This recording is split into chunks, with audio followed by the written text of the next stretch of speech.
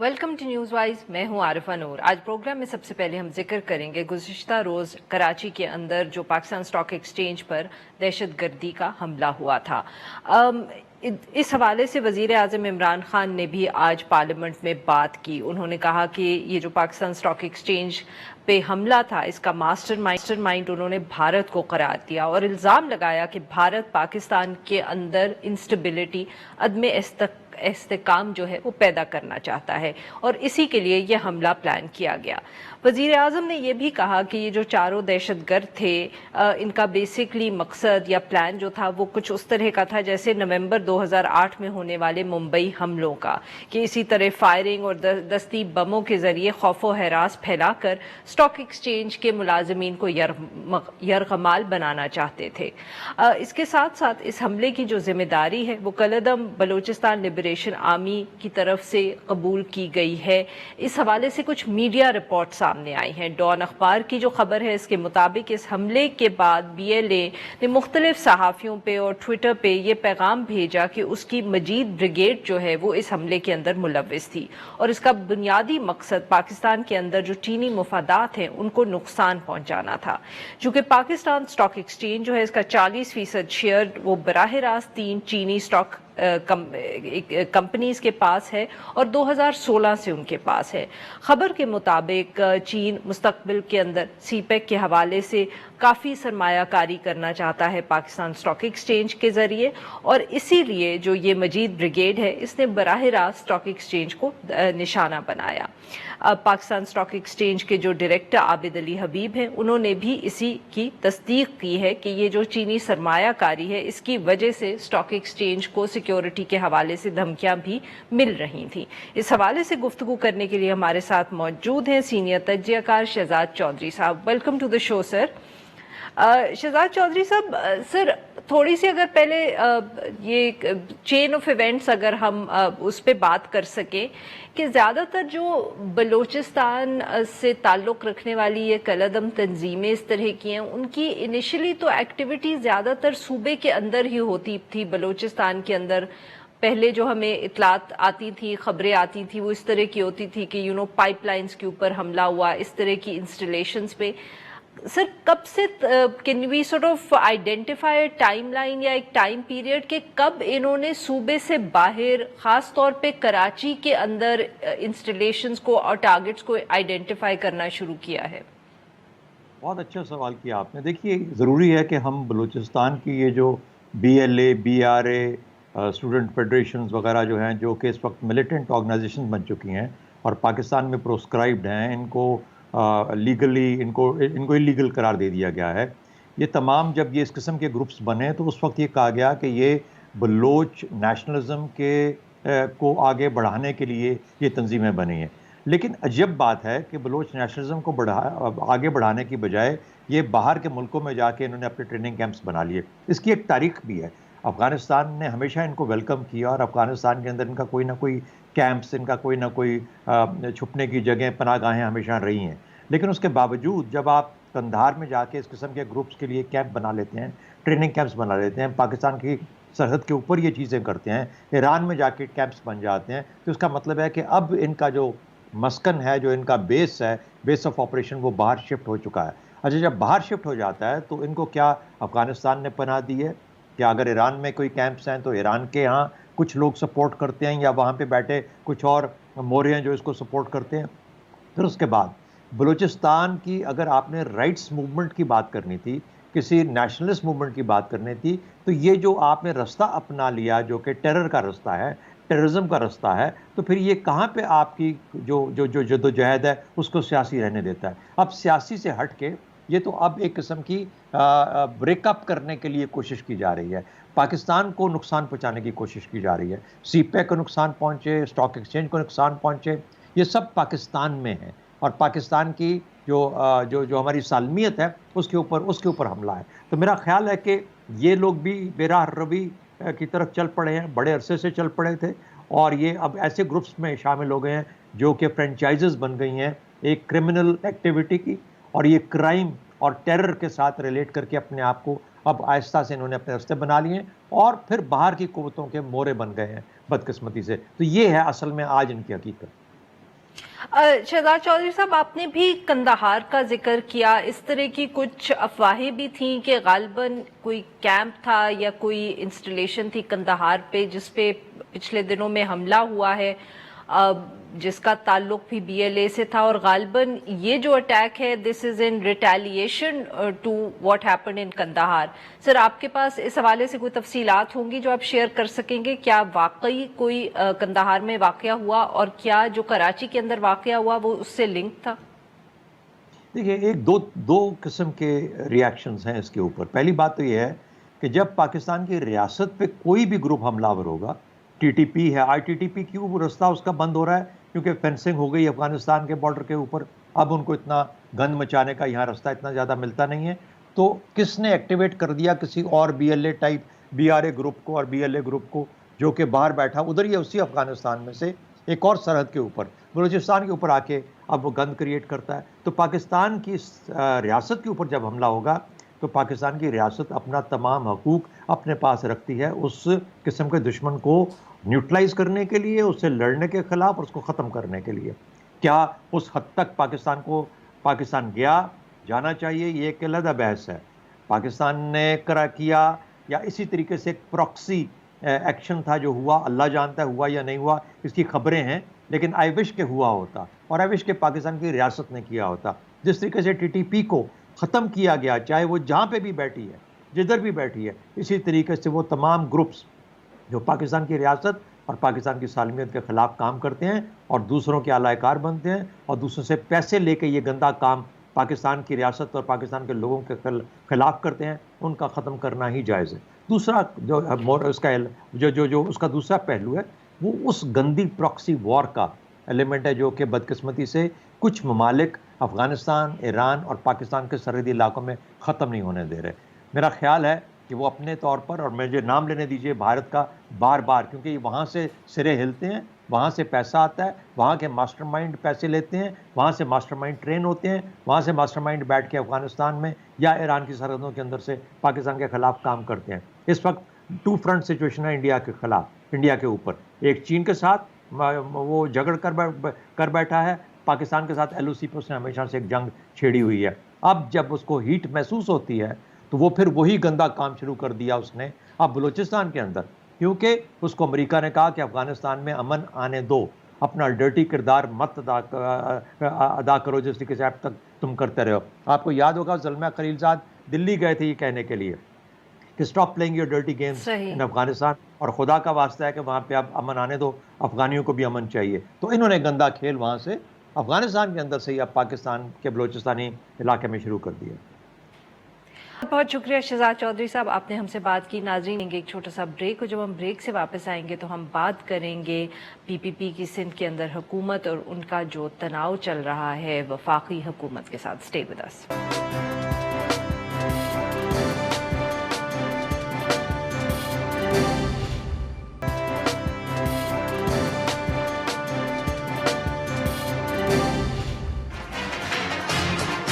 146 भी जो federal government अपनी हमें दे देती है पावर्स, और उन्होंने दी हुई है। हम फेडरल गवर्नमेंट के लिए एडवांस इनकम टैक्स कलेक्ट करते हैं। आज मैंने एक्साइज मिनिस्टर से कहा है कि इसको वापस करें और हमें नहीं कलेक्ट करना इनके बिहाफ पे।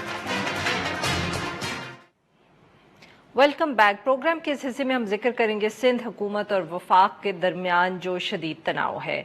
अब लॉकडाउन हो, एनएफसी अवार्ड हो, इंतज़ामी अमूर दीगर जो हैं उनके ऊपर तो पिछले कितने महीनों से एक जंग चली ही आ रही है सिंध में और वफाक में। कभी सर जंग भी कहा जा सकता है, मगर कभी कभी तो वो काफ़ी एक हॉट वॉर जो है वो बन जाती है। मगर इसके अंदर पिछले दिनों में मजीद इजाफा देखने में आया। चंद रोज़ कबल वज़ीर आज़म इमरान खान 2 रोज़ा दौरे पर कराची गए और वज़ीर आला सिंध के साथ उनकी किसी किस्म की भी कोई मुलाकात जो थी ना स्केड्यूल के अंदर थी और ना हुई। सिंध हुकूमत ने इस मुलाकात की तवक्को भी नहीं की।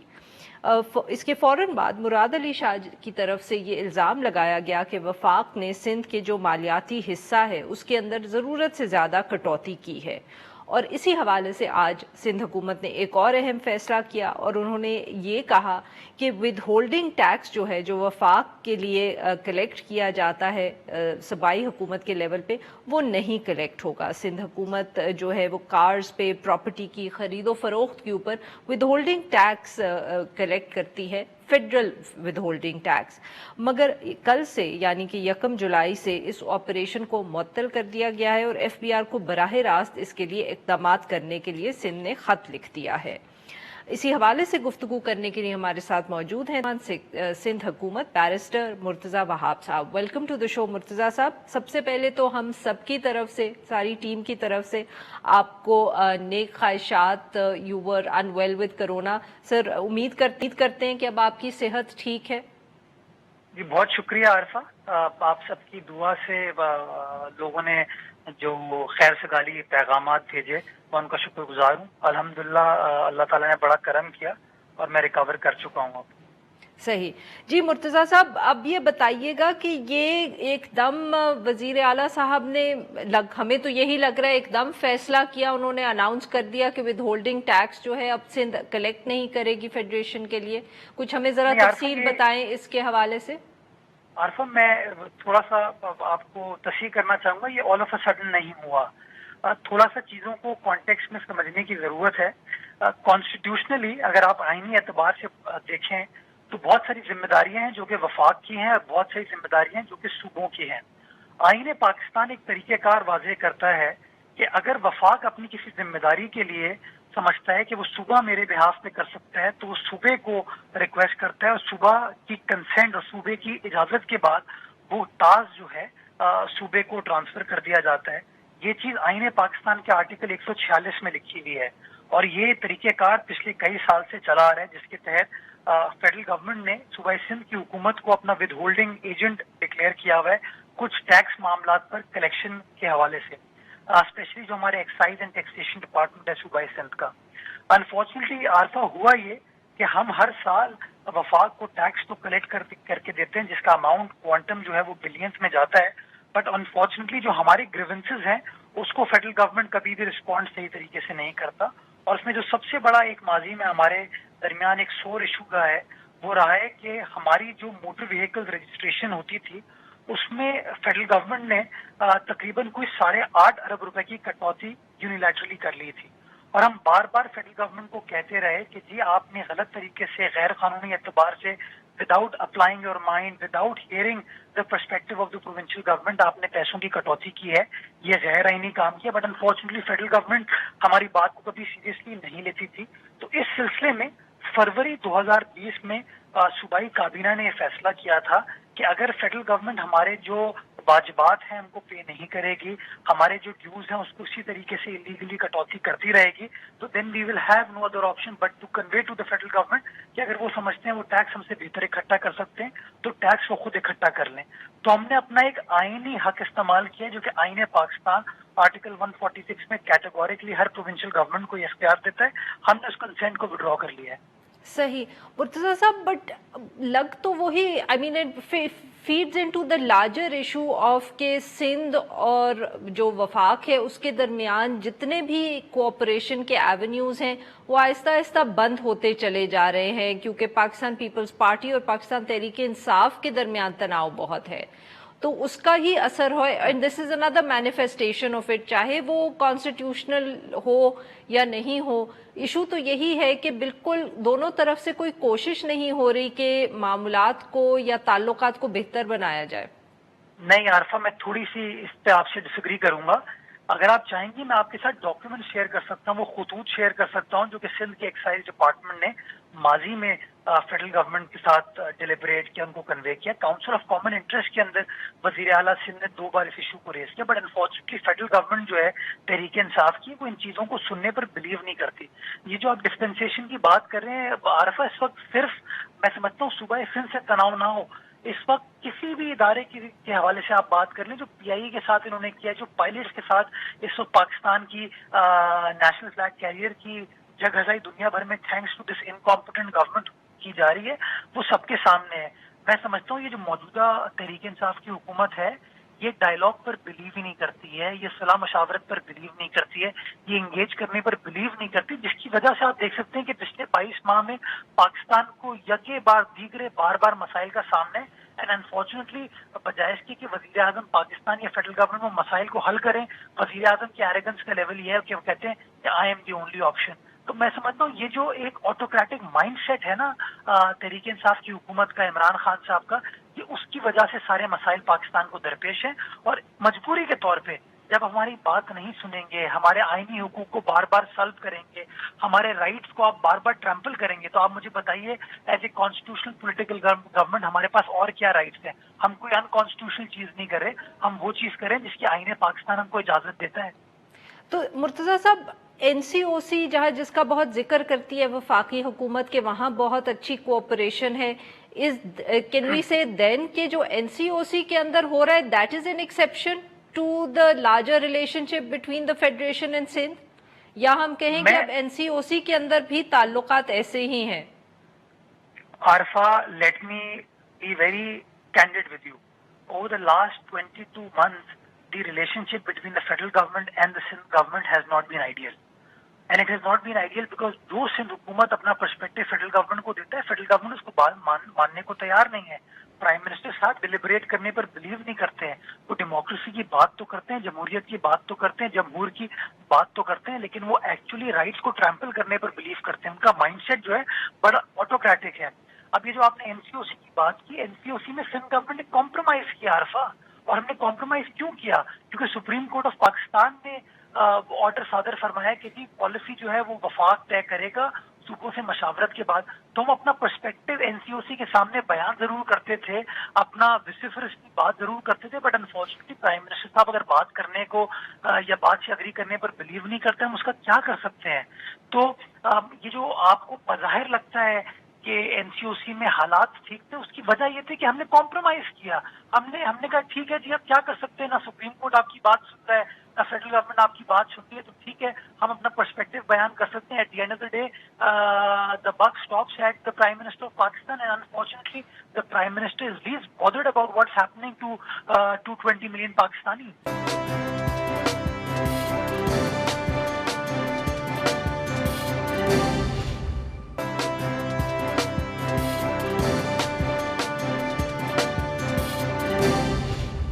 آپ کی اب حکومت کا یہاں کیا ریاکشن ہوگا؟ کیا اب اس رولنگ کو آپ سپریم کورٹ میں تو میرے خیال میں اب یہ چیلنج نہیں کی جا سکتی کیونکہ وقت گزر چکا ہے, تو اب سندھ حکومت کیا کرے گی اس معاملے میں؟ یہ جو 3 ہسپتال ہیں, دیکھیں ہمارے پاس جو قانونی آئینی اعتبار سے حق حاصل ہے وہ ایک ریویو نظر ثانی درخواست کا حق حاصل ہے. ہم نے وہ نظر ثانی کی درخواست فائل کی ہے, سپریم کورٹ میں پینڈنگ ہے, اس کے اوپر ابھی تک سپریم کورٹ نے کوئی فیصلہ نہیں کیا. تو پہلی چیز تو یہ کہ ایک لیگل کانسٹیٹیوشنل ایونیو سندھ حکومت کے پاس آج بھی اویلیبل ہے, نمبر 1. نمبر 2, جو 17 جنوری کا فیصلہ ہے سپریم کورٹ کا, اس کے اندر سپریم کورٹ نے کچھ لوازمات طے کرنے کا کہا ہے جو فیڈرل گورنمنٹ کو اور پروونشل گورنمنٹ کو مل کر طے کرنے. ہماری ہیلتھ منسٹر نے فیڈرل گورنمنٹ کو ایک خط لکھا ہے, اس خط میں تمام چیزیں لکھی ہیں کہ یہ جو لوازمات طے کرنے, یہ جو پیرامیٹرز طے کرنے, جب تک یہ پیرامیٹرز طے نہیں ہوں گے تب تک آپ اس کے کنٹرول کو سنبھال نہیں سکتے. اور اربوں روپے کی جو انویسٹمنٹ ماضی میں سندھ حکومت نے ان تینوں اسپتالوں میں کیا ہے, سپریم کورٹ کے فیصلے کے مطابق وہ پیسے آپ کو ہمیں انڈیمنیفائی کرنا ہے, ہمیں پیسوں کو ری پے کرنا ہے آپ کو. تو جب تک آپ وہ پیمنٹ ہمیں نہیں کرتے, یہ اسپتالوں کو کنٹرول برائے مہربانی سندھ حکومت کے پاس رہنے دیں تاکہ ہیلتھ کے ایشو کے اوپر کوئی کمپرومائز نہ ہو سکے, اور لوگوں کو جو state of the art facility in 3 اسپتالوں میں سندھ حکومت دے رہی تھی وہ اسی طریقے سے کنٹینیو کرتی رہے. ہم آج بھی کمیٹڈ ہیں کہ ان تینوں اسپتالوں میں جس طریقے سے مثالی کام ہو رہا تھا, انشاءاللہ اس مثالی کام کو ہم جاری و ساری رکھیں گے. تو مرتضیٰ صاحب, any reaction from the federal government? کیا وفاقی حکومت نے کوئی آپ لوگوں کو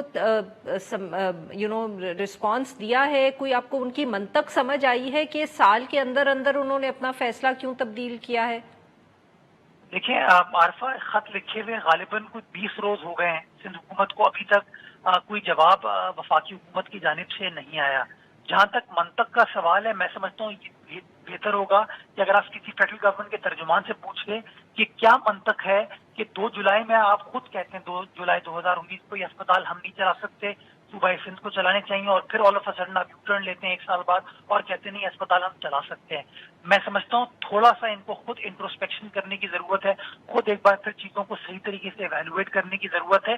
خدا کا واسطہ ہے کہ صحت کے معاملات پر یہ جو پیر کھینچتے ہیں, یہ جو بار بار مڈسلنگنگ کی جاتی ہے, یہ نہ کی جائے, اور یہ ہسپتال جو کہ اچھے طریقے سے سندھ حکومت کے پاس چل رہے تھے اسی طریقے سے چلتے رہیں تاکہ صحت کے معاملے پر کوئی کمپرومائز نہ ہو پائے. بہت بہت شکریہ مرتضیٰ صاحب, آپ نے ہم سے بات کی. یہاں پہ لیں گے ہم ایک چھوٹا سا بریک, اور جب ہم بریک سے واپس آئیں گے تو ہم بات کریں گے کہ لاک ڈاؤن کی وجہ سے جو خواتین کے حقوق ہیں یا ڈومیسٹک وائلنس کے کیسز ہیں ان کے اندر کتنا اضافہ ہو رہا ہے. Stay with us.